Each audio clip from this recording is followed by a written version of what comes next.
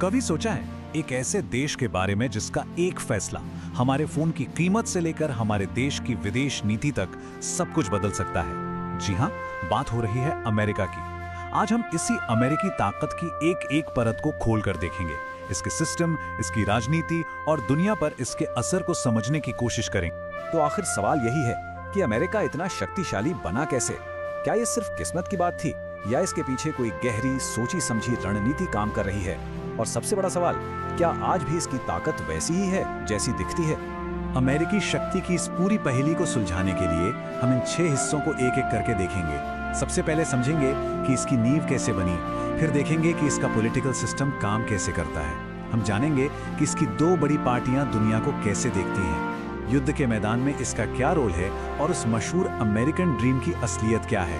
और हाँ, आखिर में हम इसकी सॉफ्ट पावर के राज को भी खोलेंगे। देखिए, किसी भी इमारत को समझने के लिए उसकी बुनियाद को देखना पड़ता है। तो चलिए अमेरिकी शक्ति की नींव से ही शुरू करते हैं। ये बात समझनी बहुत जरूरी है। अमेरिका का जो असर है ना, वो सिर्फ उसकी जमीन या आबादी से नहीं आता, ये एक पूरे सिस्टम से आता है।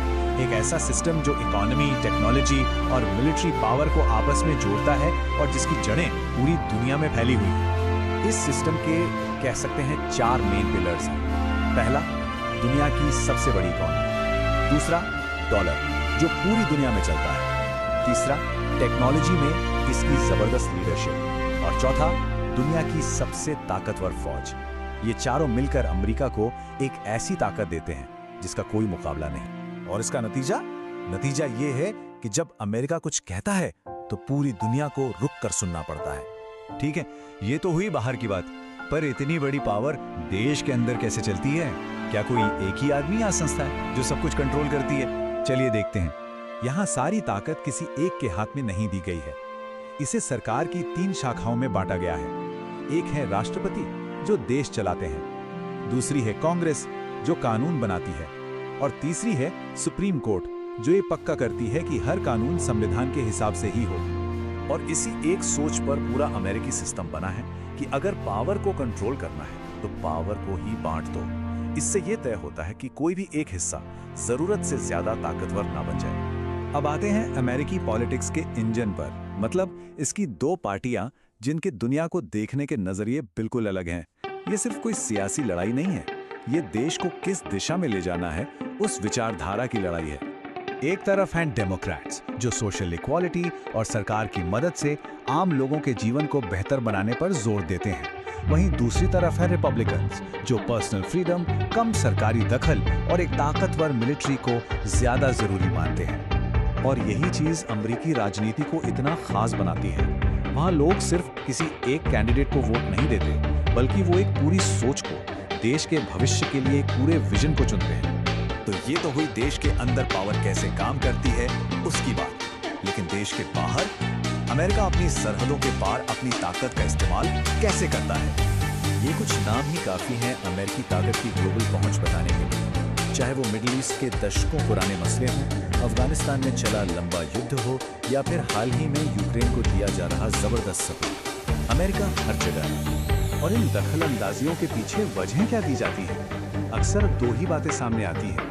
कभी कहा जाता है कि यह देश की सुरक्षा के लिए जरूरी है, तो कभी दुनिया में डेमोक्रेसी यानी लोकतंत्र को फैलाने का तर्क दिया जाता है। चलिए अब जरा युद्ध और राजनीति से हटकर उस वादे की बात करते हैं जो दुनिया भर के लोगों को अमेरिका की तरफ खींचता है। वो है अमेरिकन ड्रीम। लेकिन सवाल ये है कि क्या ये सपना उतना ही सुनहरा है जितना दूर से दिखता है? अमेरिकन ड्रीम की कहानी के असल में 2 पहलू हैं।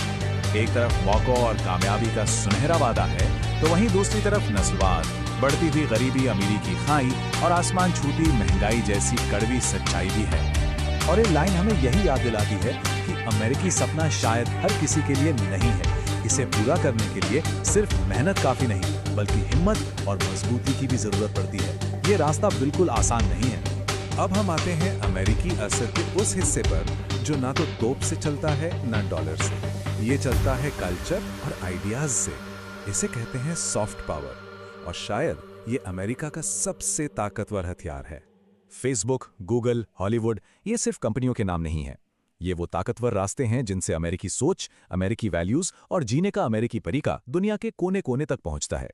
और इसका असर हमारी रोज की जिंदगी पर दिखता है। हम कौन सी खबरें पढ़ते हैं, कौन सी फिल्में देखते हैं, कैसे कपड़े पहनते हैं, इन सब पर कहीं ना कहीं अमेरिकी कल्चर का गहरा असर है। ये एक तरह से अमेरिकी लाइफस्टाइल को दुनिया के सामने एक स्टैंडर्ड की तरह पेश करता है। और इसी एक दमदार सोच के साथ हम आज की बात खत्म करेंगे। अमेरिकी पावर सिर्फ मिलिट्री या इकोनॉमी की पावर नहीं है, ये लोगों के सोचने के तरीके पर असर डालने की पावर है।